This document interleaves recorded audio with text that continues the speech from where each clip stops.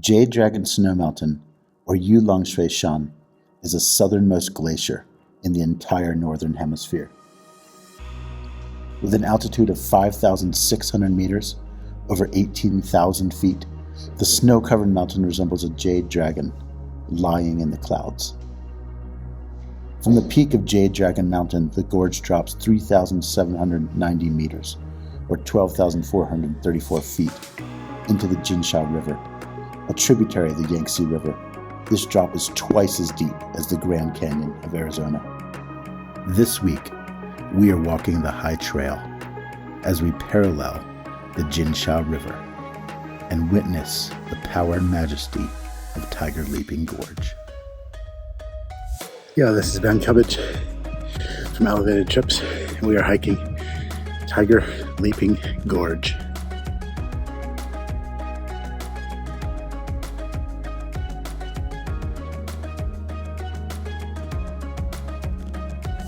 So behind me is where Tiger Leaping Gorge actually gets its name. If you follow the gorge all 5,000 meters down into the Yangtze River, you can see just right here where my finger is.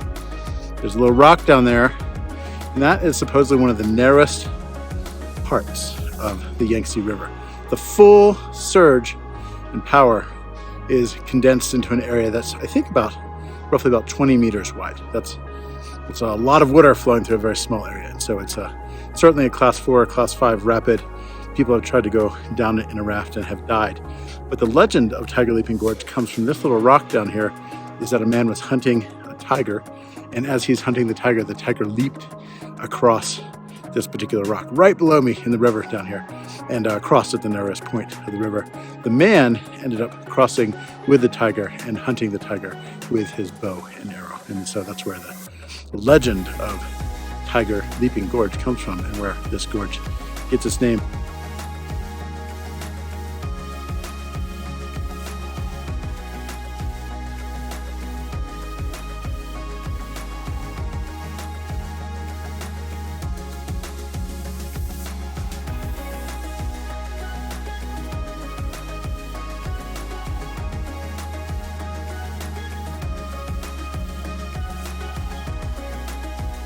So our trail started back behind us, and we're walking about 31 kilometers roughly from a few kilometers before the Nashi family guest house to the end of the trail at Sean's guest house. And actually Sean, who's one of the most experienced hikers and trekkers in this whole region, he's been running a guest house here for 40 years. He's our guide. So this is a pretty fun opportunity for us to follow him and learn a little bit of local wisdom from one of the guys who's kind of been in this travel business the longest in this area before it even really opened up to travel. So you can see behind me this huge bridge that spans the whole of Tiger Leaping Gorge. This is really a stunning feat of engineering. You can see it just goes right into the mountain and goes, several kilometers through this huge mountain here. And that was not an easy feat to build this bridge. It actually just opened up this year in July 2022 after a couple delays in their opening date. Finally opened up summer 2022, and we're just seeing it being used for one of the first times here.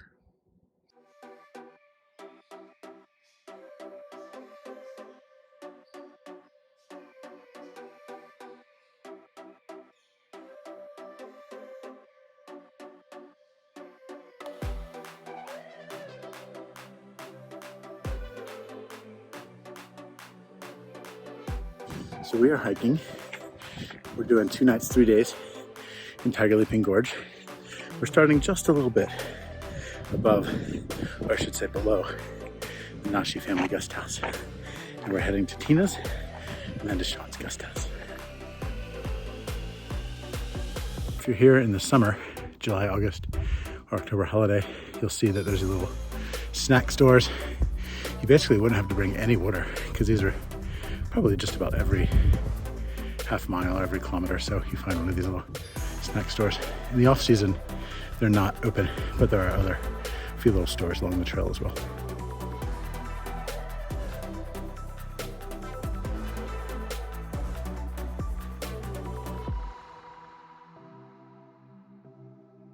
Okay, we started at about 1,800 meters, almost parallel level with the river here. And you can see we kind of started right here, these little houses. We've kind of winded our way up through these mountains, probably gained about 200 or 300 meters, and we're approaching the Nashi family guest house.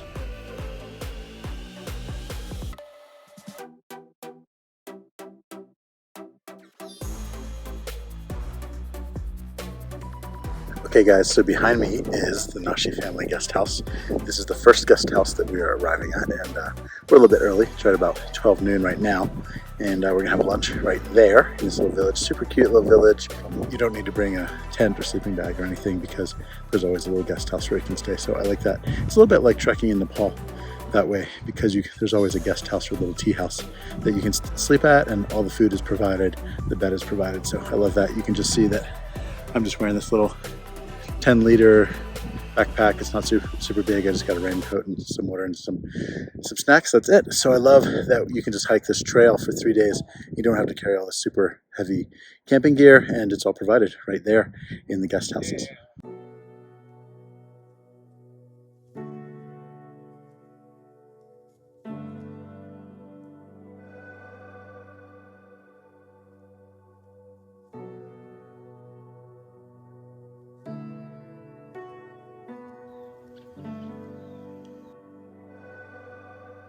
All right, here it is, friends. The Nashi family guest house. It's our first lunch stop. You can see it's in this beautiful village, kind of set right looking at Jade Dragon Snow Mountain. So beautiful view, and we're gonna stop for lunch.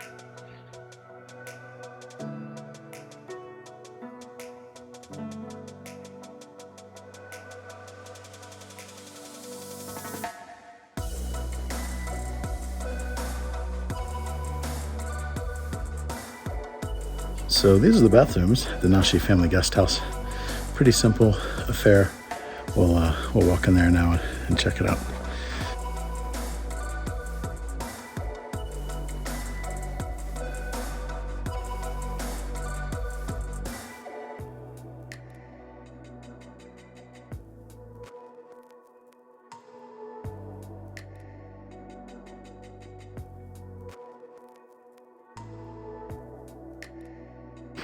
Okay, we just left Nashi Guest House, had a nice little local lunch. We're headed up this concrete path. We're about to hit the 28 bends, which is the most significant uphill section of the trek. Probably take you about an hour to get to the high point from the 28 bends.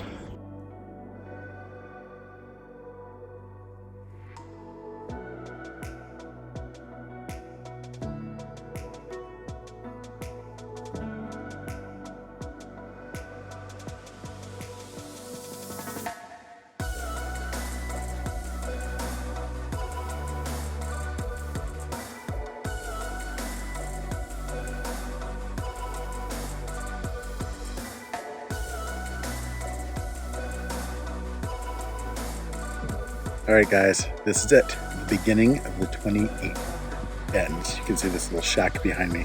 This kind of marks the 28 bends. It says gain energy to tackle the 28 bends. They sell little Snickers and other snacks here. So if you don't have water, if you don't have snacks, that's fine. You can pick some up here. It is going to cost you. I just paid 15 kwai for this little Gatorade, but it was cold in the refrigerator, so that was really worth it to me on a super hot day.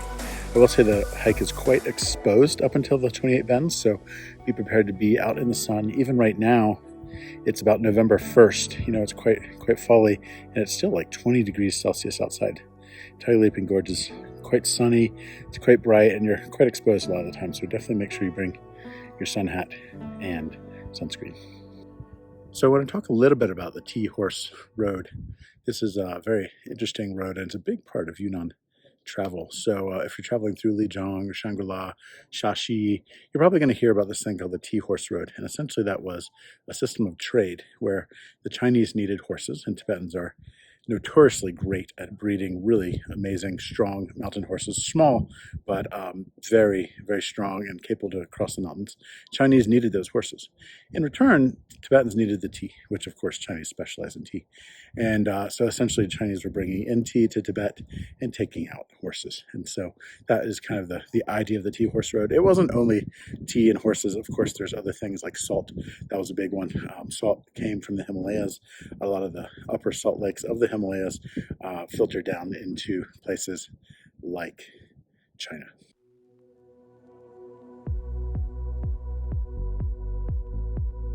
So you can see behind me, this is like number 2 of one of the 28 bends. It's not terribly steep, but it is winding up kind of along a switchback path here.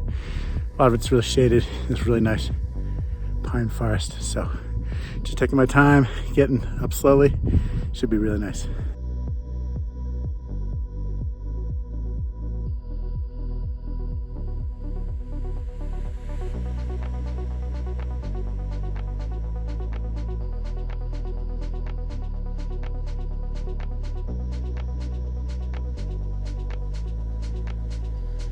Five minutes here to the top.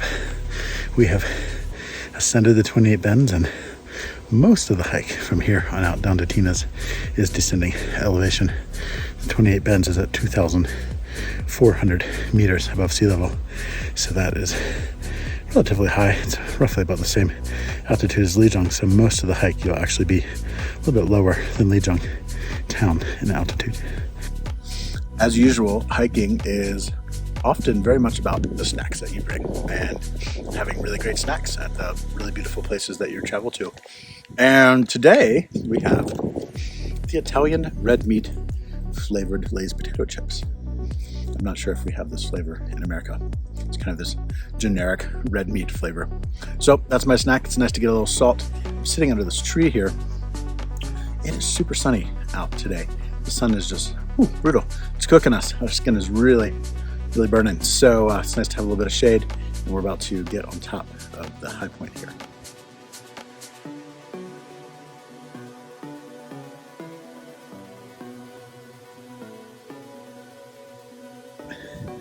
All right, this is the high point. We're breathing a little bit heavy, and this is probably the point with the best view on the whole hike, just after the 28 bends.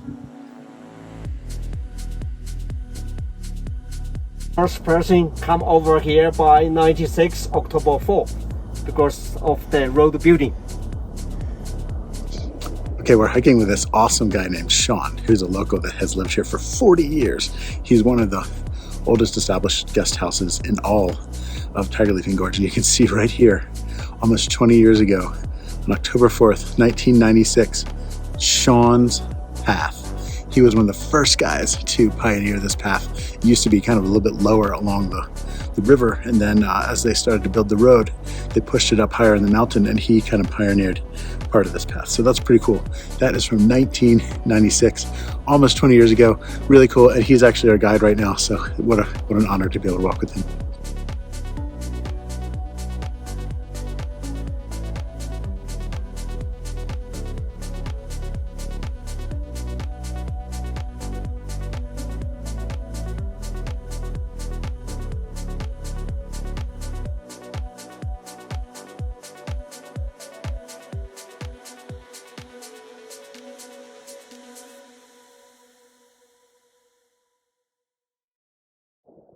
You can see behind me here this rocky trail.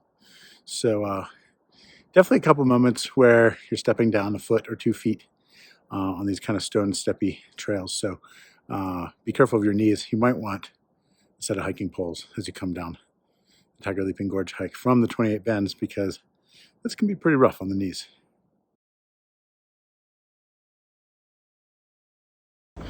Walking through this great little bamboo tunnel here. It's really sweet. I'd almost expect to see a panda here. Back here, if you follow this little dirt trail, is the Tea Horse Guest House. We're about 20 minutes from it. And I'm excited to get a little hot dinner and rest my legs. It's not a crazy hard hike. It's probably about 6 hours of hiking from Nashi to Tea Horse Guest House. But yeah, it's a lot of up, it's a lot of down, and legs and feet are definitely tired.